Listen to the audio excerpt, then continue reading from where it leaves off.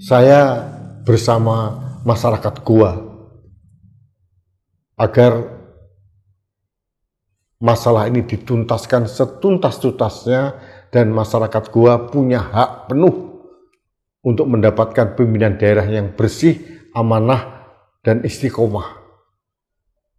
Jadi dengan tidak boleh menghakimi terlebih dahulu, tapi kalau kita mendengar kesaksian-kesaksian yang diberikan mulai dari jurnalis, sopir pribadi, mantan pejabat protokoler dan sebagainya, ini arah dugaan perselingkuhan atau perzinahan seorang Bupati Goa ini hampir bisa dipastikan mendekati kebenaran.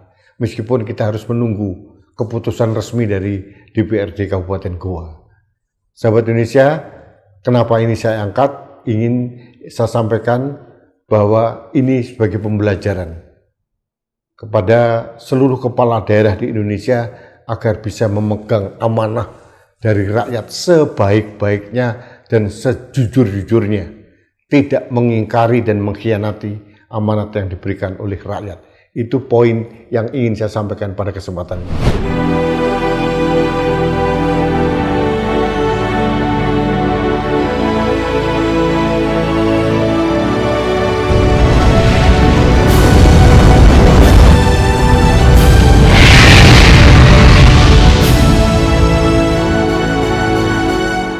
Halo sahabat Indonesia, kita bertemu kembali dalam Opini Rudi di Anak Bangsa TV. Sahabat Indonesia, hari Minggu kemarin saya punya banyak waktu luang sehingga bisa melihat berbagai berita, baik itu berita tulis di lini masa saya maupun berita-berita di YouTube yang ada di lini masa YouTube pribadi saya. Yang menarik di situ adalah terkait dengan heboh seorang bupati perempuan di Sulawesi Selatan, tepatnya di Kabupaten Goa, yang diduga melakukan perselingkuhan. Ini menarik sekali. Akhirnya saya melihat tayangan kesaksian-kesaksian yang diberikan oleh mantan anak buahnya. Ada yang bagian protokol, ada mantan sopir pribadi, ada mantan pejabat-pejabat yang lain, termasuk kesaksian dari kepala rumah tangga rujab rumah jabatan bupati di Goa. Hampir bisa dipastikan terjadi perselingkuhan. Meskipun ini masih dalam investigasi dari DPRD setempat, makanya sekarang DPRD Kabupaten Goa membentuk pansus. Meskipun bukan hanya tentang perselingkuhan, tapi yang menarik perhatian publik ini isu perselingkuhan Bupati Goa. Kebetulan Bupati Goa ini baru dilantik oleh Presiden Februari 2025 yang lalu. Baru setahun setengah lah, belum ada. Tapi hebohnya luar biasa. Yang menarik juga adalah kesaksian dari suaminya. Nah, sekarang suaminya konon sudah jadi mantan karena dicerai secara sepihak oleh bupati ini. Dugaan perselingkuhannya dilakukan oleh bupati ini dengan konsultan politiknya yang berinisial BK. Nah, apa yang terjadi? Saya ingin mengajak Anda mengikuti apa yang disampaikan oleh Ketua Pansus DPRD Goa berikut ini. Di dalam sumpah jabatan yang telah Anda ucapkan di bawah kitab suci, melekat etika dan moral kepala daerah yang wajib hukumnya untuk dijaga, dipatuhi, dan dijalankan. Sebagai kepala daerah, tanggung jawab Anda kepada masyarakat tidak hanya sebatas pada tataran kebijakan administratif atau angka-angka di atas kertas saja. Etika, moral, kepatutan, dan integritas kepemimpinan juga harus dipertanggungjawabkan secara mutlak kepada publik.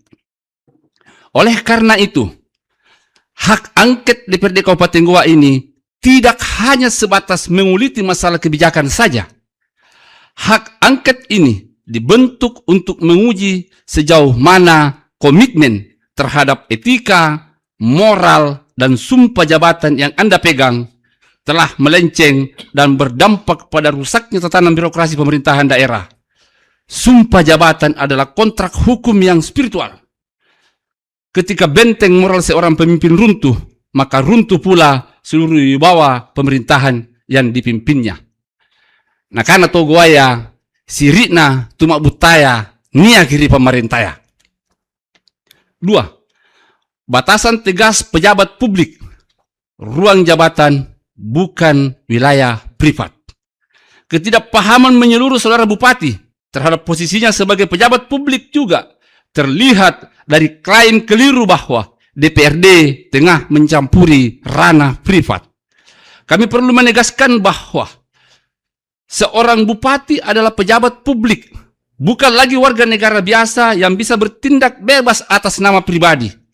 Sesaat setelah Anda memangku jabatan tersebut, seluruh kewenangan, fasilitas, dan tindakan Anda diikat ketat oleh konstitusi serta etika publik. Ketika hak-hak rakyat, anggaran operasional daerah, aset dinas, fasilitas rumah jabatan, hingga surat rekomendasi resmi lembaga negara dipergunakan, maka sejak detik itu pula tidak ada lagi yang namanya ranah privat. Segala sesuatu yang dibiayai, difasilitasi, dan digerakkan oleh uang serta instrumen negara wajib dipertanggungjawabkan kepada rakyat melalui lembaga DPRD yang terhormat. Ketiga, kami tidak mengadili urusan pribadi. Kami mengadili dampak, efek, etika, dan hukum pada birokrasi. DPRD tidak memiliki keterkaitan sedikit pun. DPRD tidak memiliki ketertarikan sedikit pun pada urusan pribadi seseorang. Namun, Pansus Hak Angket bergerak karena adanya fakta persesuaian, kesaksian, dan bukti konkret dari beberapa saksi bahwa perbuatan tercela diduga perbuatan tercela tersebut telah menimbulkan kekacauan tata kelola pemerintahan. Ini bukan lagi urusan privat.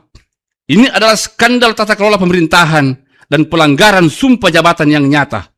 Kekacauan yang terjadi di Kabupaten Goa hari ini adalah akibat langsung dari pengabaian etika dan moral kepemimpinan tertinggi di daerah yang kita cintai ini. 4. Pelecehan etika hubungan antar lembaga. Masyarakat harus tahu bahwa pembentukan Pansus Hak Angket ini sah dan konstitusional. Disetujui secara bulat melalui tanda tangan 43 dari 45 anggota DPRD Kabupaten Goa. Tindakan bupati yang sebelumnya mengembalikan surat rekomendasi resmi negara melalui Kaba Umum secara hukum merupakan bentuk pelecehan etika hubungan antar lembaga terhadap lembaga DPRD yang terhormat ini. Kami mengingatkan, jika saudari bupati merasa berada di pihak yang benar dan mengklaim siap membuka fakta, maka ruang sidang Pansus Hak Angket adalah satu-satunya tempat yang sah secara hukum tata negara untuk membuktikannya. Bukan melalui retorika pembelaan diri atau membangun drama perdamaian semu di media. 5. Terakhir, kebenaran di atas segala-galanya. DPRD Goa bergerak murni demi mandat moral rakyat, tanpa titipan, tanpa arahan, dan tanpa intervensi politik dari pihak manapun. Kami memegang teguh prinsip bahwa kebenaran berada di atas persaudaraan dan integritas daerah berada di atas kekuasaan. Pansus akan terus berjalan lurus, tegas, tanpa kompromi, bagaikan ular makan linggis. Kami tidak akan mundur satu jengkal pun untuk mengawal hak angket ini hingga melahirkan rekomendasi hukum yang berkeadilan demi menyelamatkan marwah, kehormatan, dan masa depan Kabupaten Goa yang kita cintai, serta seluruh masyarakat Kabupaten Goa yang kita banggakan. Rewa Goa! Assalamualaikum warahmatullahi wabarakatuh. Sahabat Indonesia, jujur sedih saya. Ini berita lokal sebetulnya, berita yang tidak terlalu penting, tapi bagi saya penting sekali, sangat penting. Karena era demokrasi, di mana pejabat publik ini dipilih langsung oleh rakyat, ini seolah-olah mengingkari, mengkhianati kepercayaan rakyat yang sudah diberikan. Padahal konon pada waktu pilkada yang lalu, bupati ini mendapatkan suara yang cukup tinggi, 56 atau 53-56%. Artinya kan amanah ini cukup besar diberikan oleh rakyat Goa. Kemudian kalau kita melihat, bukan hanya perbuatan tercela, tapi dilakukan di rumah jabatan menggunakan fasilitas negara, bahkan si laki-laki ini yang sudah beristri konon, yang inisialnya BK ini ikut kemanapun bupati itu melakukan kunjungan, baik di antar kabupaten di Sulawesi Selatan maupun ke Jakarta sampai ke Bali. Otomatis kan menggunakan fasilitas pembiayaan dari negara. Ini juga korupsi juga, penyalahgunaan wewenang juga. Jadi apa yang disampaikan oleh Pansus DPRD Kabupaten Goa tadi benar. Pada saat sudah dilantik, seorang pejabat publik itu harus ikhlas kehilangan ranah privatnya. Tidak bisa bupati mengatakan bahwa ini ranah privat. Tidak bisa. Seorang pejabat publik yang dibiayai oleh negara dengan menggunakan APBN maupun APBD tidak bisa berkilah bahwa masalah privat tidak boleh diutik-utik. Ini salah besar. Pejabat publik harus menyediakan diri untuk diobok-obok oleh publik kalau memang melakukan penyimpangan-penyimpangan, apalagi perbuatan tercela.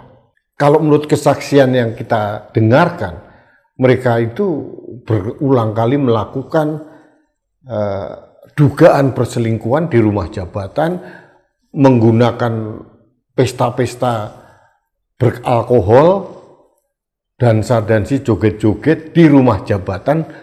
Rumah jabatan itu adalah aset negara, aset daerah. Ini sudah tidak patut dari berbagai segi. Nah, mari kita dengarkan apa yang diucapkan seorang kepala daerah, baik gubernur, wakil gubernur, bupati, wakil bupati, wali kota, wakil wali kota saat dilantik atau mengucapkan sumpah atau janji sebelum menjabat.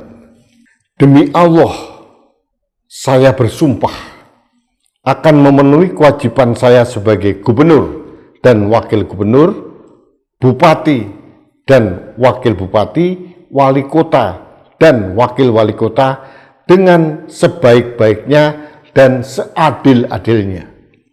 Memegang teguh Undang-Undang Dasar Negara Republik Indonesia tahun 1945 dan menjalankan segala undang-undang dan peraturannya dengan seluruh-seluruhnya serta berbakti kepada masyarakat, nusa, dan bangsa. Nah, kalau kita melihat dari sumpahnya, mereka sudah mempunyai ketetapan hati bersumpah dengan menggunakan kitab suci untuk menjalankan setiap undang-undang.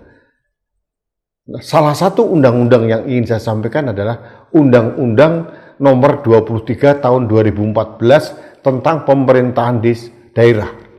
Di pasal 76 ayat 1 huruf C disebutkan bahwa kepala daerah dan wakil kepala daerah dilarang menyalahgunakan wewenang, melanggar sumpah atau janji jabatan, dan melakukan perbuatan tercela. Perbuatan tercela seperti perselingkuhan atau perzinahan dapat menjadi dasar pemberhentian atau pemakzulan. Ini sebetulnya inti dari aturan yang sudah dibuat oleh negara kepada siapapun. Saya tidak membayangkan bagaimana perasaan keluarga besar dari bupati ini. Konon bupati ini keturunan orang-orang terhormat dari raja-raja Goa di sana. Bupati ini juga kader dari Partai Amanat Nasional atau PAN. Bahkan kalau tidak salah, dia ketua DPC Partai Amanat Nasional Kabupaten Goa.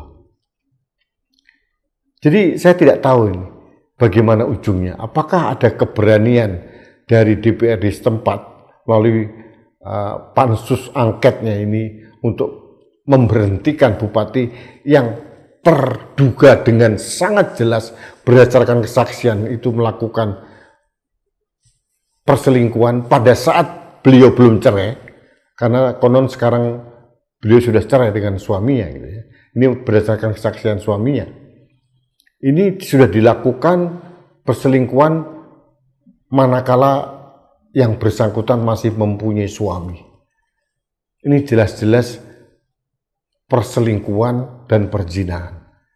Nah, ini juga menjadi sorotan kita, apakah pansus DPRD Kabupaten Goa ini akan kebal terhadap intervensi dari pihak luar, karena dia ini, si bupati ini juga pimpinan dari partai, adik dari seorang pejabat tinggi kepolisian gitu ya.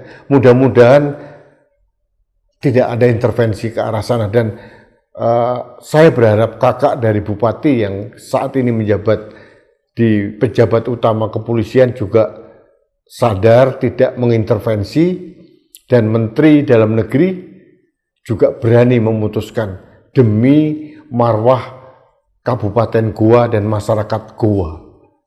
Dan ini menurut saya sebagai pembelajaran kepada para kepala daerah, entah itu bupati, wali kota, wakil bupati, wakil wali kota, gubernur, wakil gubernur, untuk menjaga amanah yang diberikan rakyat dengan sebaik-baiknya dan bertindak secara lurus, selurus-lurusnya, menjadi teladan, menjadi contoh, dan bukan malah sebaliknya, atau melakukan dugaan-dugaan perbuatan tercela seperti perselingkuhan dan perzinahan. Jadi jangan sampai akhirnya nanti amanah yang diberikan oleh rakyat ini tercederai karena faktor politis. Saya bersama masyarakat Goa agar masalah ini dituntaskan setuntas-tuntasnya, dan masyarakat Goa punya hak penuh untuk mendapatkan pimpinan daerah yang bersih, amanah, dan istiqomah.